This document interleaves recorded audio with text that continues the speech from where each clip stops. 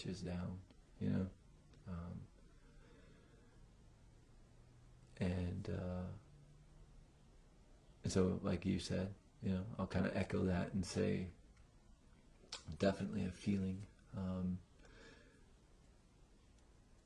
But as I'm thinking right now and kind of allowing myself to feel, I realize that even before that clenching, before that tightness, before that lockdown happens, there's always a thought like, I don't think I should do this. Mm-hmm. You know, I don't think I should do this. This isn't working. You know, I think this isn't the right thing for me. Yeah. And that's not the same voice as is the sneaky little part of me. Right. That goes, oh, let's not do that. Yeah, oh, let's call in sick today and go play. Mm-hmm. You know, those are two different voices that I've spent a lot of time distinguishing. Yeah. And spending, like going back to what we talked about earlier, I spent 3, 4, 5 hours on the couch listening to both of those voices ping pong. Right? And there's definitely a time when I go, oh, I know this voice. This isn't the restrictive voice that's telling me, no, this isn't right for you. This is the part of me that goes, this is so right for you, let's not do it. Yeah. Right? Right. This is so right for you that I think we should just go get some ice cream. Wouldn't little Billy like to go play and not do this? Right? Yeah, that's good. It's kind of like the, you know, pulls up in its white van and says, opens the back and there's ice cream and all the things I love, and next thing you know I'm being driven away like in a different direction. Yeah, right. An avoidance. Right. Rather than an intuition. Right. And I think when I started to go against that first initial knowing, there is a constrictive lockdown that says, no, this isn't right for me. This doesn't feel right. I'm not open to this. And I think that's a bigger part of me that says, you shouldn't be open to this. This isn't for you, you know? And so I guess that's what I experience, you know? But again, having said that, I don't want to be delusional and lead people on to thinking like that there's not a time where something goes, oh, this isn't right for us, because that does happen. And I know that. And when I hear that voice, I have to go, okay, I'll hold your hand. We'll go anyway, you know?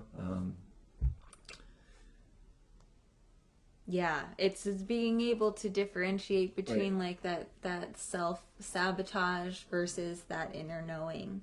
Right. And again, so, you know, being able to distinguish those voices, well, that's how the work is empowering. Mm-hmm. The work has empowered me to know the difference in those voices.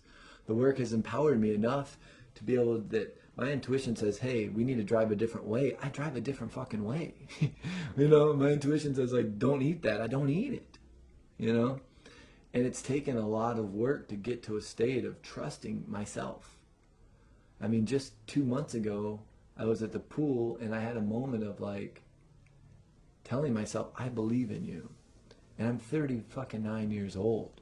And it was one of the first times in my life where I felt like I really believed in myself. To the point where I was like tears inside my goggles, you know? And so I believe in the work. I believe in, you know, strong community. I just also have experienced and witnessed that sometimes the work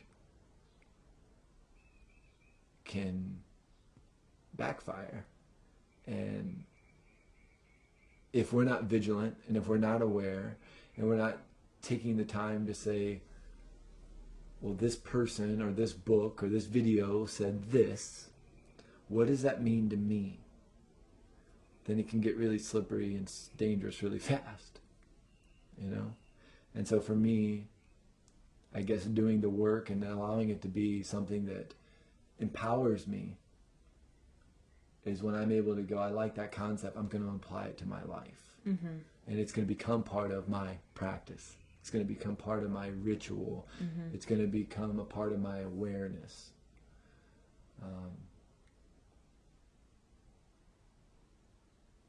You want to wrap this up?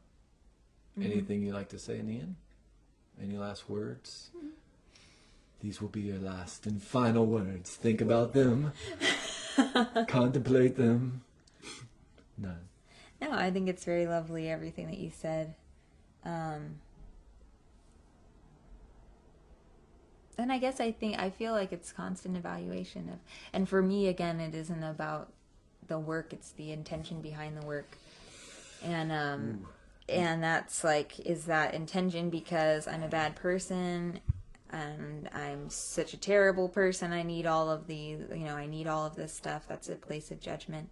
Or is it coming from like, maybe the recognition that I think that I'm a bad person, that I think I'm so terrible and I have all of these problems, and I'd really like to realize and connect with the love that I'm a part of. I think that's a little more empowering, and those are things to keep in mind anytime we set out to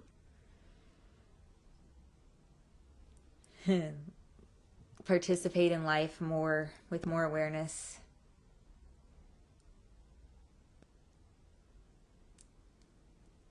Period. The end. Yeah, thanks for sharing that. I really appreciate you saying intention, using the word intention, because I think intention is really everything. We can do a lot of the same actions, like one person to another, and the intention be totally different and have a completely different outcome. And I think that's kind of what you were talking about earlier in the health field. I see a lot of people who are healthy that punish themselves through denial, through, forms of fasting and all of this stuff. But that those very things could also very easily be an expression of self-love. It really depends on how you believe and how you feel about yourself, honestly. Yes, thank you for sharing that. And I'll just end by saying it is a journey. All of it, every second, every millisecond, nanosecond, hour, day, month, year. In my experience, it's all just a journey. And it's all just collectively adding up.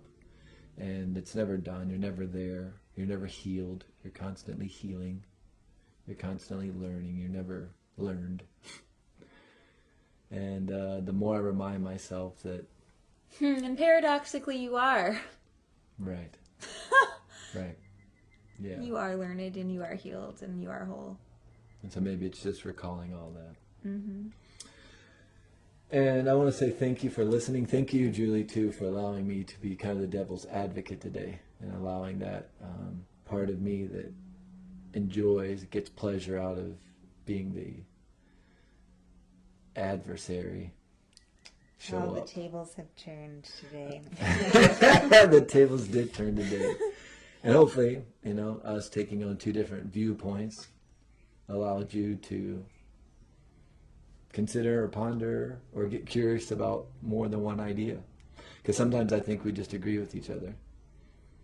And there's no fun in that. There's no fun in that. So to have a little bit of fire and passion and ping-ponging today was fun. I enjoyed it.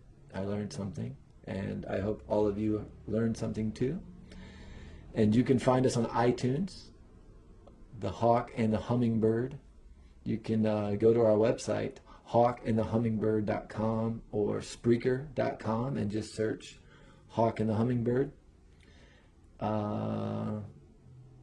Facebook. We're on Facebook. Hawk and the Hummingbird. We have our own page. So if you'd like to follow us, if you'd like to comment, if you'd like us to talk about a topic, or you have a question that you've been pondering that you would like us to play with, please share it with us. If you think we're both full of manure and you have a completely different perspective, because there's only 7.4 billion different perspectives out there, then we'd love to hear it. So thanks for listening, and no promises, but we would do pseudo promise. Let's do a better job posting. It's like a pseudo, like it's a non-committal promise. I'm just joking around.